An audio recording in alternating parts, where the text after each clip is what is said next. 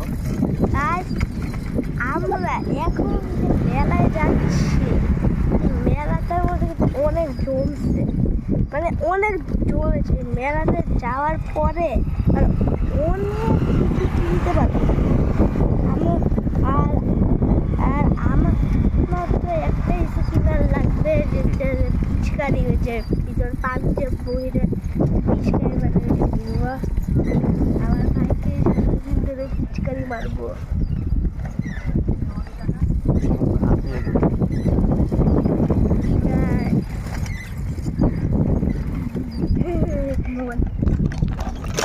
ও guys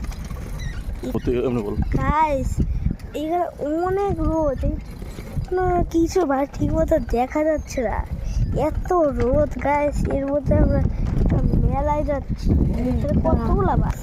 তো guys এই যে আমরা ঠিক অনেক মেলা কাছে চলে এসেছি, আর বেশি দূরে না, অর্ধেক রাস্তায় চলে এসেছি গাইস। মেলায় যেতে মনে হয় আরো 3-4 মিনিট সময় লাগতে পারে।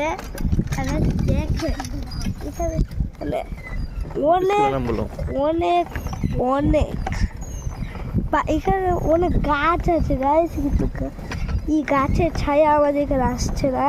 দেখেন গাইস সামনে পার্ক, গাইস দেখেন অনেক সুন্দর ফিল্ড, এখানে বাস্কেটবল আছে, আর ওই সামনে একটা বড় কি যেন একটা আছে, ওটা মধ্যে মিনি, একটা মধ্যে ফুটবল খেলা কি যায় না, এটা না যে আর একটু সামনে বাস্কেটবলে এখানে একটা যে ছিল বড়, ওইটা মিনি ফুটবল খেলে নাকি আমি জানি না। সামনে কি বললাম, সামনে একটা এরোপ্লেন নাকি কি, এরোপ্লেন। গাইস আমরা প্রায় চলে এসেছি গাইস। তো গাইস এবার দেখেন আমরা পুরো মেলার কাছাকাছি চলে এসেছি। দেখেন গাইস পুরো অর্ধেক থেকে 20 বাজে বেশি। তো গাইস এই সামনেই মেলা, এই সামনেই গাইস। আমাদের এখানে তো কোনো জ্যাম নেই, ওদিকে গাড়ি এখানে যায়, কিন্তু রিক্সা তো অন্য রাস্তায় যায়, আর রিক্সার রাস্তায় তো কোনো জ্যাম থাকেও না।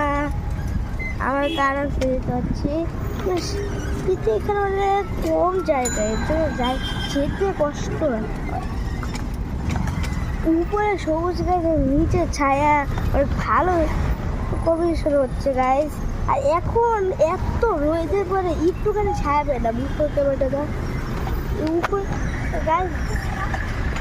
এখানে দেখছেন আমাদের উপরে কিন্তু অনেক গাছ, এর জন্য কিন্তু ছায়া অনেক বাতাস পাচ্ছে, শরীর ঠান্ডা হয়ে গেছে। অনেকক্ষণ রোদের হওয়ার পরে